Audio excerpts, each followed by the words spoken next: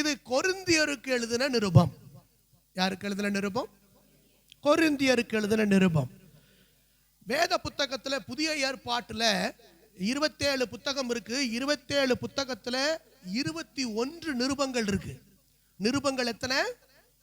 கொஞ்சம் வாயை திறந்து சொல்லுங்கம்மா. எத்தனை இருக்கு? நிருபங்கள் இருக்கு. 21 நிருபங்கள் இருக்கு. நிருபங்கள் என்றால் கடிதங்கள்.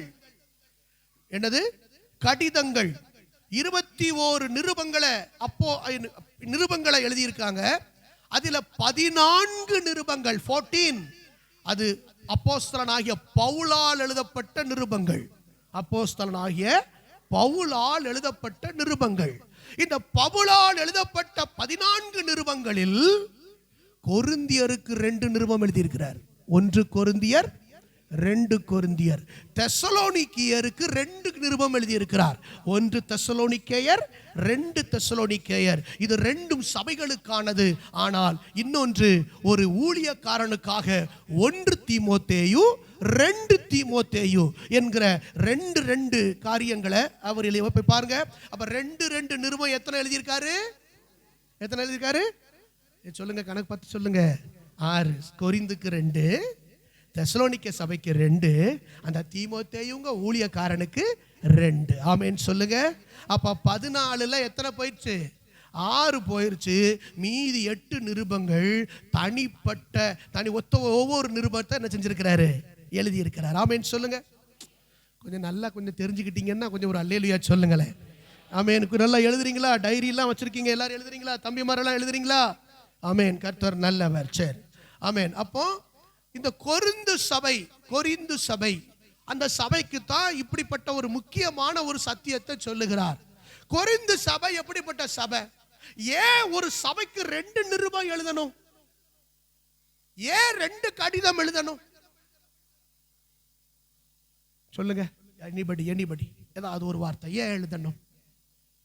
உங்க மனசுல வருது, கொஞ்சம் பயப்படாம சொல்லுங்க. சொல்லுங்கம்மா, பிரைஸ் வேணா தர்றேன். சொல்லுங்க. ஏன்? டைம் இல்லை, யூடியூப்ல போகுது, சீக்கிரம் சொல்லுங்க. மனம் திரும்புவது 2. ஏன்னா பக்கத்துல கைப்பிடிச்சு நீங்களே சொல்லிருங்க, நீங்க ரொம்ப முக்கியமான சபை. வேற ஒண்ணும் இல்ல, ரொம்ப முக்கியமானவங்க நீங்கெல்லாம். அதனாலதான் ஒரு தடவையோட விடல, எக்ஸ்ட்ரா இன்னொரு தடவை சொல்லி என்ன செய்யறாரு? கொஞ்சம் எழுதினதுக்கே எழுதுவது உணர்த்தி எனக்கு எழுதுவது அவசியமாய் கண்டது. நான் எழுதினதே எழுதணும்னு நீங்க நினைக்காதீங்க. அப்படி எழுதி உங்களுக்கு உணர்த்துறது எனக்கு அவசியமாய் கண்டதுன்னு பவுல் சொல்றார். அல்லேலூயா சொல்லுங்க. இப்படி சொல்றேன், பிரசங்கம் பண்ணதே திரும்ப பிரசங்கம் பண்றாங்கன்னு பாஸ்டர் நினைக்க கூடாது. உங்களுக்கு திரும்ப பேசி உணர்த்த வேண்டியதுக்கு அவசியமா இருக்குது. சொல்ல மாட்டீங்கல்ல? அல்லேலூயா சொல்லுங்க.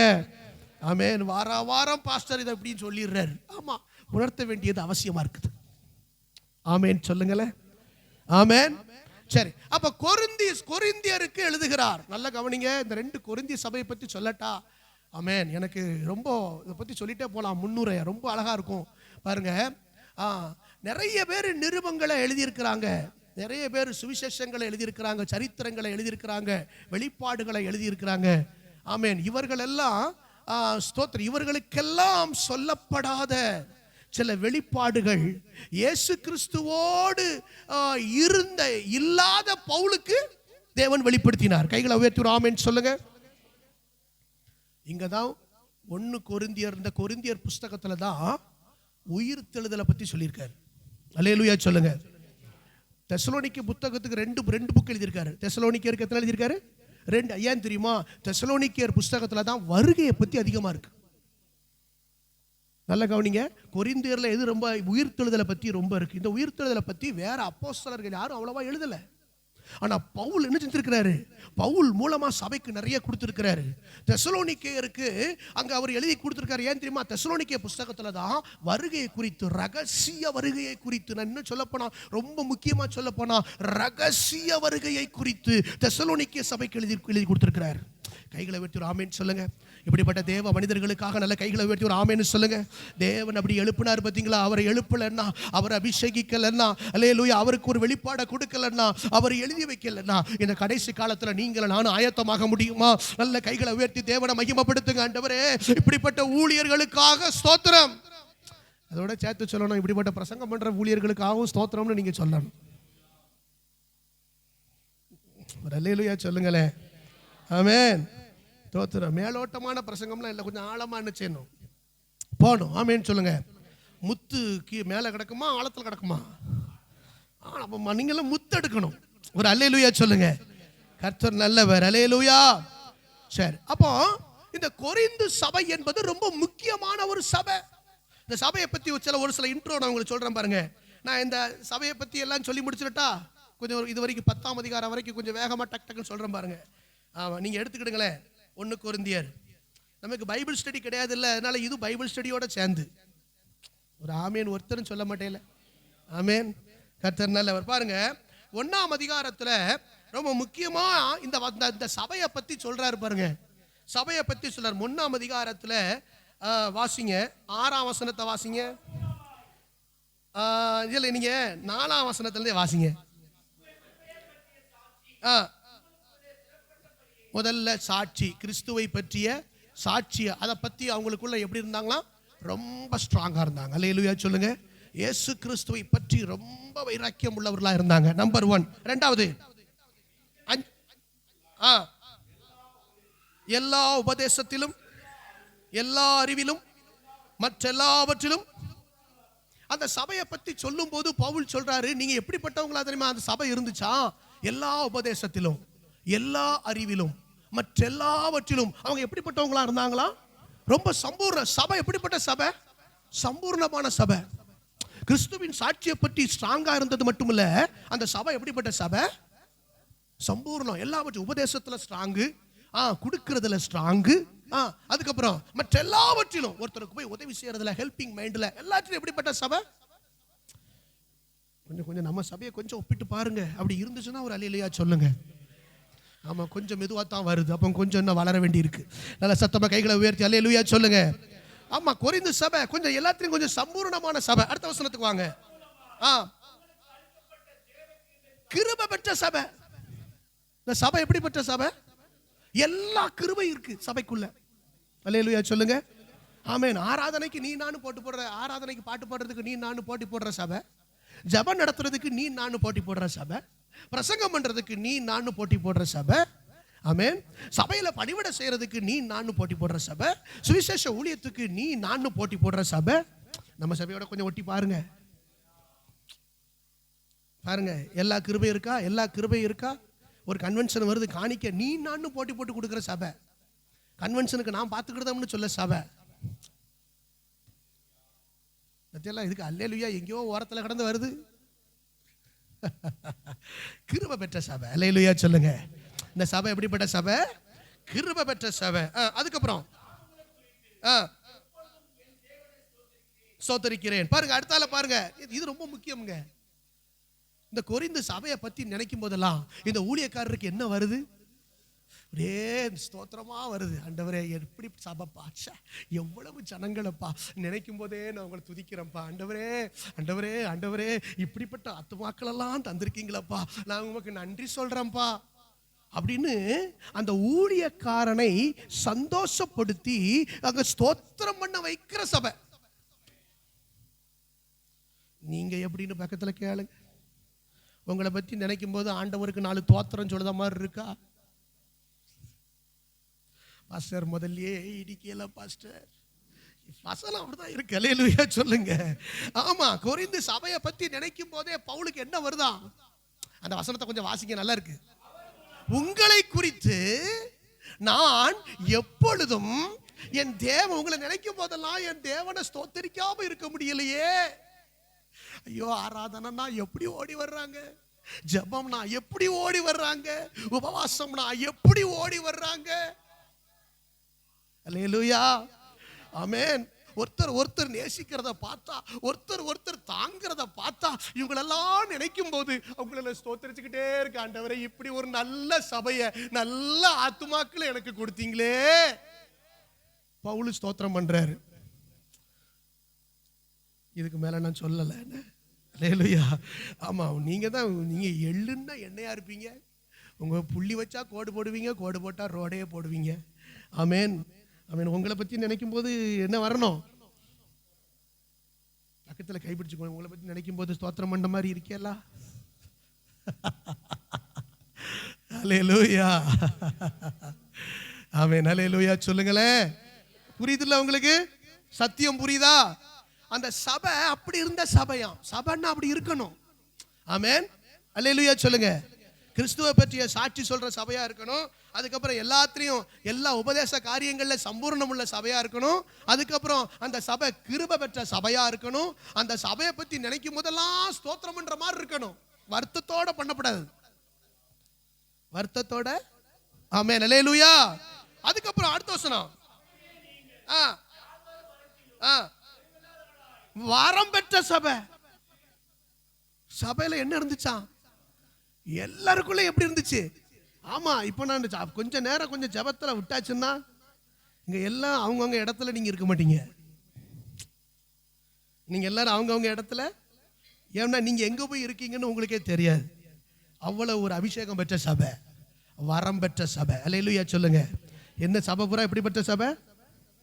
வரம் பெற்ற சபை தானா? நீங்க எல்லாரும் கைகளை உயர்த்தி ஒரு அல்லேலூயா சொல்லுங்க.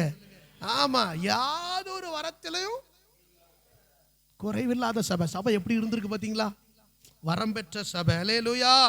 அதுக்கப்புறம் அது மட்டும் இல்ல, அதே வசனம், வருகைக்கு எதிர்பார்த்திருக்கிற சபை. குறிப்பு எத்தனை குறிப்பு சொல்லிட்டே இருக்கேன் பாருங்க. இதெல்லாம் நீங்க தியானிக்கும் போது உங்களுக்கு வருதா? இப்படி வரணும், இப்படி நோட் பண்ணி டைரியில நோட் பண்ணி நீங்க தியானிக்கணும். சரியா? வருகைக்கு எதிர்பார்த்து காத்திருக்கிற சபை.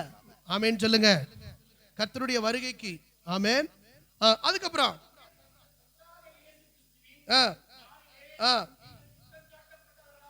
குற்றம் சாட்டப்படாதவர்களாய் இருக்கும்படி.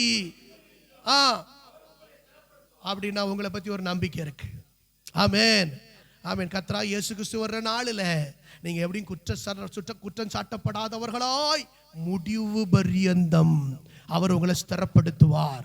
எனக்கு தெரியுது, ஒரு சபையை பத்தி ஒரு நோக்கம் தெரியுது, உங்களை எப்படியும் ஸ்திரப்படுத்துவார். கைகளை உயர்த்தி ஒரு ஆமென் சொல்லுங்க.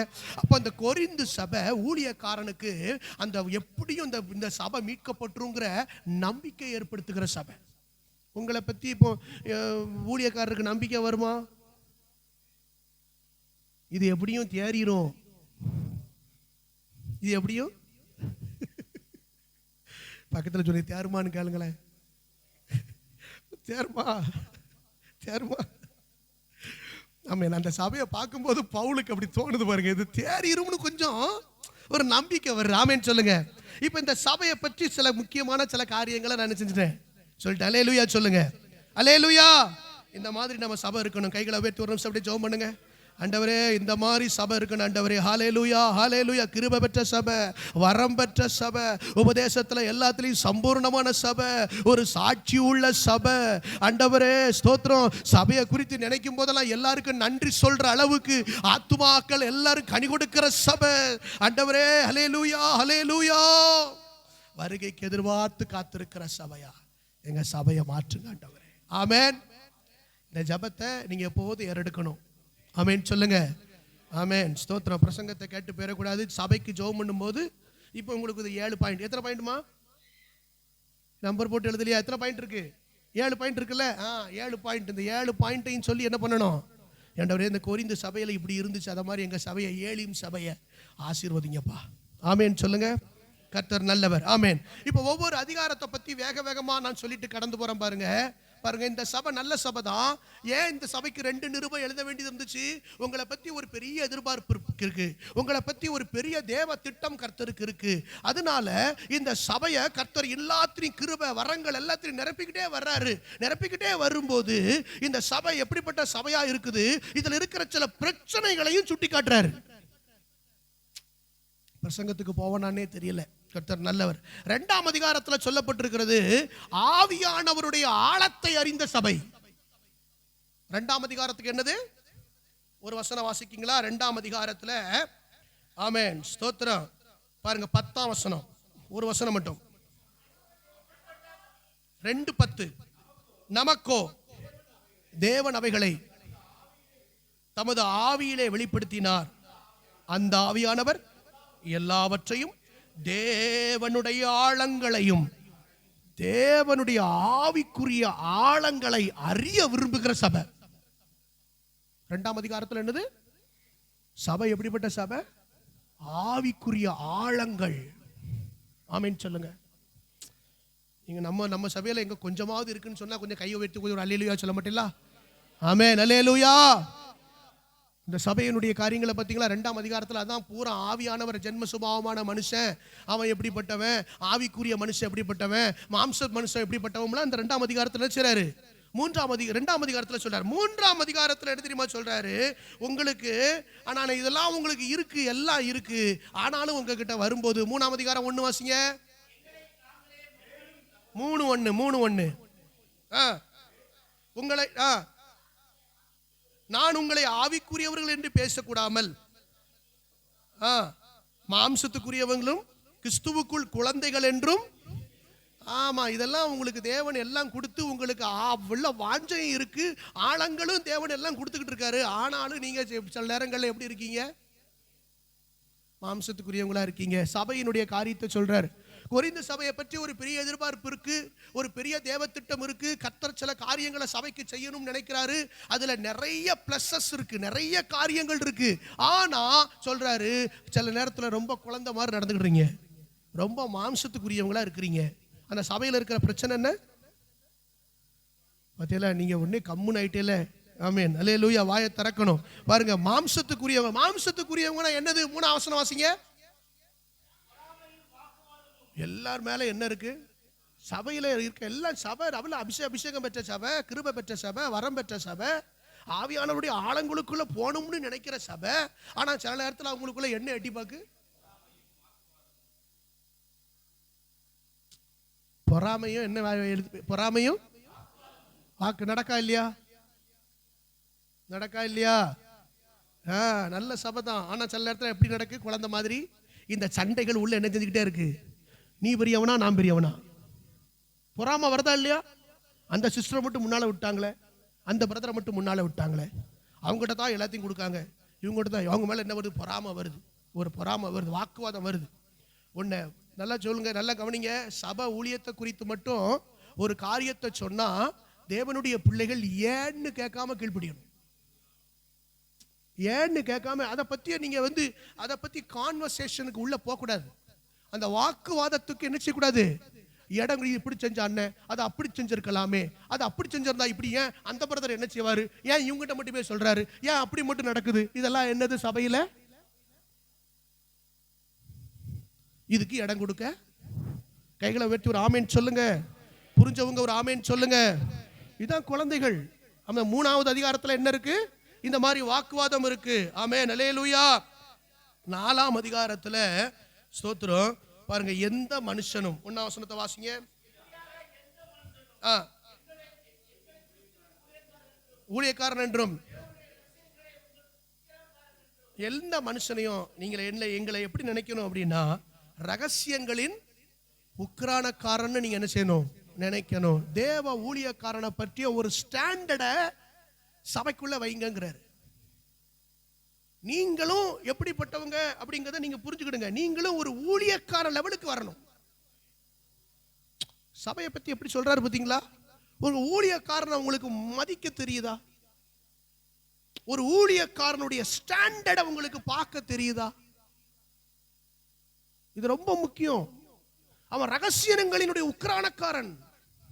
அல்லேலூயா. அதை பத்தி 4ஆம் அதிகாரத்துல சொல்றாரு. சரி, ஒண்ணுன்னா சொல்லிட்டு போனோம்னா ரொம்ப போகும். அதுக்கப்புறம் பாருங்க, 5ஆம் அதிகாரத்துல அங்க இருக்கிற பிரச்சனையை பார்த்து சொல்றாரு. இவ்வளவு நல்ல சபை தானே இந்த சபை? இந்த சபை நல்ல சபை தானே? ஏதாவது சொல்லுங்களேன். ஆமென், அல்லேலூயா.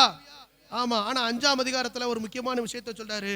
உங்களுக்குள்ளே விபச்சாரம் உண்டென்று பிரசித்தமாய் சொல்லப்படுகிறதே. சரி, போதும் போதும் போதும் போதும் போதும் போதும். அதில் நீ வீட்டில் போய் தனியாக வாசிக்கிடுங்க. உள்ள என்ன இருக்கு? எல்லாம் கப்பு சிப்புன்னு ஆயிட்டீங்க. Very good, very good, very good. நல்லா யோசிக்கிறீங்க. சபைக்குள்ள என்ன இருக்கா? கொஞ்சம் கஷ்டமா இருக்குல்ல? நம்மகிட்ட இது இல்லாம இருக்கலாம், ஆனா இத மாதிரி வேற ஏதோ சம்திங்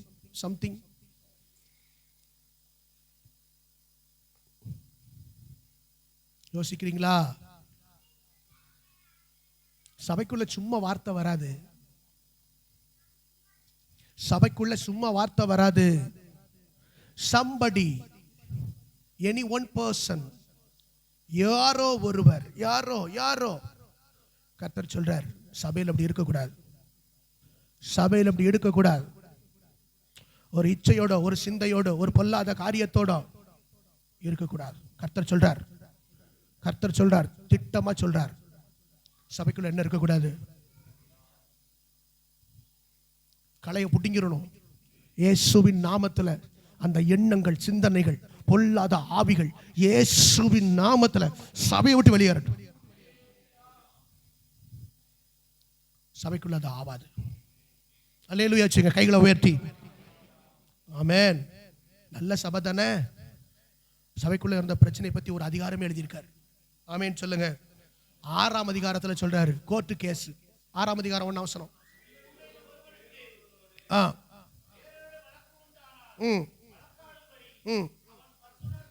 பரிசுத்தவான்களிடத்தில் போகாமல் அநீதக்காரரிடத்தில் போக. நீங்க உங்க விவகாரத்தெல்லாம் போய் போலீஸ் ஸ்டேஷனும் கோர்ட்டு கேஸ்னு அலைதீங்களா? எதுக்கு எடுத்தாலும் கம்ப்ளைண்ட்னு போறதா? நீங்க நிலை யார்கிட்ட போகணும்? நீங்க பரிசுத்தவான்கள்ட்ட போகணும். பாஸ்டர்ட்ட வாங்க, மூப்பர்கிட்ட வாங்க. உங்களுக்குள்ள 2 பேரும் ஏதோ பிரச்சனை, ஏதோ பண பிரச்சனையா அல்லது இட பிரச்சனையா, ஏதோ சபைக்குள்ள ஏதோ சின்ன மனத்தாங்கள் வருதா, உடனே சரி பண்ணிடணும். சபைக்குள்ள வருகிற பிரச்சனையை உடனே அது சரி பண்ணிடணும். உடனே போய் கோர்ட்டு கேஸ் நினைச்சிட கூடாது. அல்லேலூயா சொல்லுங்க, அல்லேலூயா சொல்லுங்க. ஆமென். ஒரு நாள் இந்த வசனத்தை பேசினேன் சபையில், நம்ம சபையில் சில வருஷங்களுக்கு முன்னால ஒரு நாள் இந்த வசனத்தை பேசினேன். அன்னைக்கு சபைக்கு வந்துட்டு மறுநாள் காலையில் ஒரு சின்ன சொத்து பிரச்சனையினால தம்பி மேலே கம்ப்ளைண்ட் கொடுக்க போகணுங்கிற எண்ணத்தோட திங்கக்கிழமை காலையில் கம்ப்ளைண்ட் போய் கொடுத்துட வேண்டியதான் அப்படிங்கிற எண்ணத்தோட சபையில் முந்தின நாள் ஆராதனைக்கு சர்ச்சில் உட்காந்துருக்காங்க. இந்த வசனத்தை பேசி சொல்லி முடித்த உடனே பிரசங்கம் பண்ணி முடிந்தது. முன்னால் வந்தாங்க, ஐயா நாளைக்கு போய் கம்ப்ளைண்ட் கொடுக்கலாம்னு சொல்லி வீட்டில் பேசி வச்சுருக்கோம். இன்றைக்கி இந்த வசனத்தை நீங்கள் சொல்லிட்டீங்க, நாங்கள் கம்ப்ளைண்ட் கொடுக்க போகலை. இதுக்கெல்லாம் நீங்கள் கை உயர்த்தி அல்லேலூயா சொல்லலைன்னா நீங்கள் என்ன சபை? கைகளை உயர்த்தி ஒரு அல்லேலூயா சொல்லுங்க. நாங்கள் கம்ப்ளைண்ட் கொடுக்க போகலை. எவ்வளவு சமாதானம் உண்டோ அந்த சமாதானத்துக்கு நாங்கள் இறங்கி போகிறோம். நாங்கள் 2 பேருக்கும் பிரச்சனையே இல்லை, சுமூகமாக தீர்ந்தது, எல்லா பிரச்சனையும் சால்வ் ஆயிடுச்சு. கைகளை உயர்த்தி ஒரு ஆமேன் சொல்லுங்க. ஆமென். ஒருவனுடைய வழி கர்த்தருக்கு பிரியமாய் இருந்தால் அவன் சத்துருக்களும் அவனோட சமாதானம் ஆவார்கள். கர்த்தருக்கு பிரியமா ஒரு காரியத்துக்கு வசனத்துக்கு கீழ்ப்படிஞ்சா சத்துருவை கூட சமாதானத்துக்கு கொண்டு வந்துருவார். தெரியுமா உங்களுக்கு? அல்லேலூயா. இந்த கம்ப்ளைண்ட் கோர்ட்டு கேஸ் கொடி பிடிக்கிறது, போராடுவோம். அதுக்கப்புறம் உங்களுக்கு தெரியுங்களா? போயேன். அல்லேலூயா. கர்த்தர் நல்லவர். இதெல்லாம் நம்ம நினைச்ச கூடாது, இருக்கக்கூடாது. அல்லேலூயா. 6ஆம் அதிகாரத்தில் அதை பத்தி சொல்லுது. இன்னைக்கு பிரசங்கத்துக்குள்ளே போக முடியாது. ஆமா, ஸ்தோத்திரம். 7ஆம் அதிகாரத்தில் திருமண வாழ்க்கையை, குடும்ப வாழ்க்கையை குறித்து சொல்லுது. அவனை லேசா சொல்லிடுறேன், அவ்வளவுதான். 8ஆம் அதிகாரத்தில் விக்கிரகங்களுக்கு படைக்கப்பட்ட விஷயத்தை பத்தி சொல்லுது. 8ஆம் அதிகாரத்தில். 9ஆம் அதிகாரத்தில் இந்த ஊழியக்காரர் அந்த ஊழியக்காரர்னு நீங்க ஊழியக்காரர்ல வித்தியாசம் பார்த்து சண்டை போட்டு நடக்கீங்கன்னு சொல்றாரு. அதுவும் சபைக்குள்ள நடக்குது. ஆமென். அல்லேலூயா சொல்லுங்க. நீங்க எந்த பாஸ்டர் ஆளு? கொஞ்சம் திரும்பி பாருங்க, கொஞ்சம் பாருங்க. நீங்க எந்த பாஸ்டர் ஆளு? நான் சுரேஷ் பாஸ்டர் பக்கம், நான் இன்னொரு சம்படி பக்கம், நான் இன்னொரு சம்படி பக்கம். பேரெல்லாம் சொன்னா பிரச்சனை ஆயிரும்.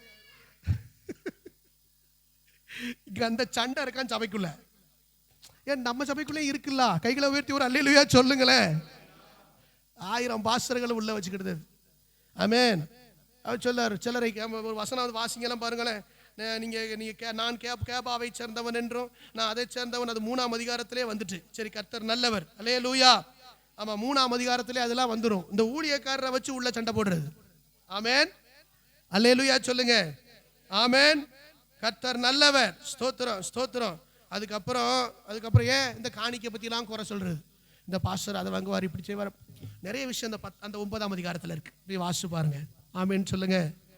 10ஆம் அதிகாரத்தில் நம்ம வாசிச்ச வசனம், மனுஷனுக்கு நேரிடுகிற சோதனையே அல்லாமல் வேற சோதனை உங்களுக்கு நேரிடவில்லை.